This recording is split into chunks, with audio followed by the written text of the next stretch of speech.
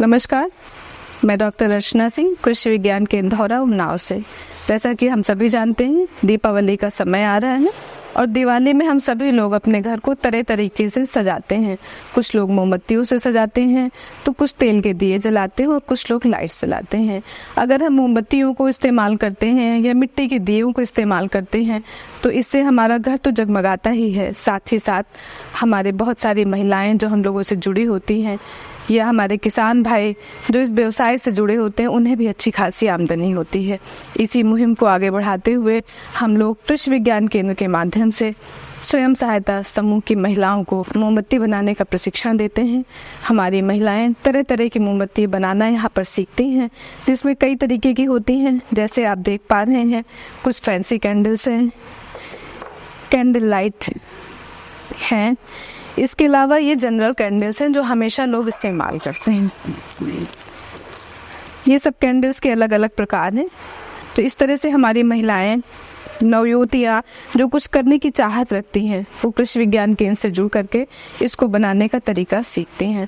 Candle बनाने की जो तकनीक है वो बहुत कठिन नहीं होती है, बहुत ही आसानी से बनाई जा सकती है।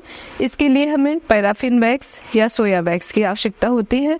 इस वैक्स को पिघला लेते हैं और पिघलाने के बाद तरह तरह के सांचे आते हैं, जैसा कि आप देख पा रहे हैं। ये मोल्ड्स कहलाते हैं।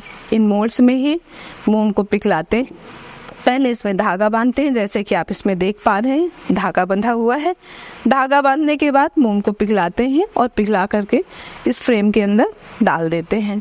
जब हमारी मोम अच्छे से ठंडी हो जाती है, जम जाती है, तब हम इन फ्रेम्स को खोलते हैं और हमारी मोमबत्ती बनके तैयार हो जाती है।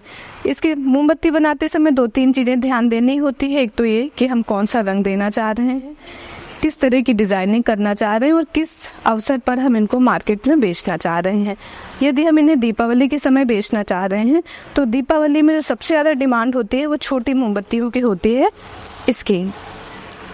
इसको हर घर में महिलाएं ले जाती हैं, खरीदती हैं और इस्तेमाल करती हैं। तो यदि कोई नए व्यवसाय के रूप में इसको शुरू करना चाह रहा है, ख़ास तौर से दीपावली के अवसर में, तो उसे मैं ज़रूर सुझाव दूंगी कि फैंसी कैंडल्स के बाद अगर आप आते हैं तो छोटी मोमबत्तियों को बनाइए, ताकि इससे आपको अच्छा मार्केट मिल पाएगा और अच्छा मूल्य मिल पाएगा।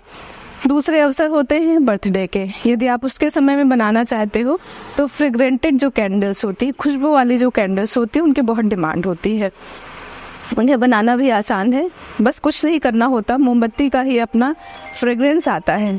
उसको आप अगर इसमें मिला दोगे तो जैसे जैसे आपकी मोमबत्ती जलेगी वैसे ही वैसे इसमें खुशबू भी आती है।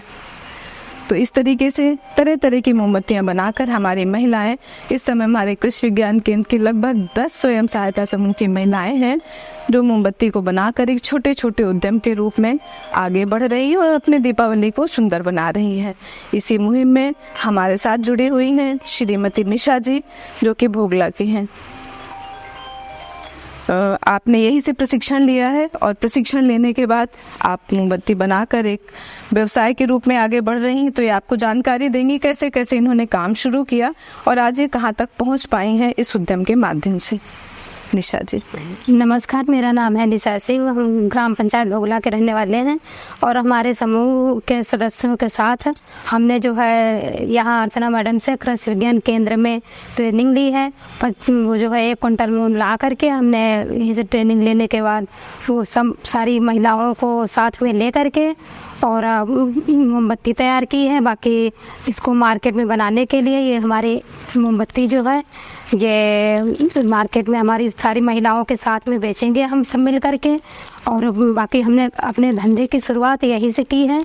यहाँ मैडम के द्वारा हमें जो ट्रेनिंग मिली है उसी के माध्यम से हम आगे बढ़े हुए हैं। आगे भी यहीं से संपर्क करके आगे काम अपना इससे भी ज़्यादा बढ़ाना चाहते हैं, क्योंकि हमें सारा सहयोग यहीं कृषि विज्ञान केंद्र से मिलता है।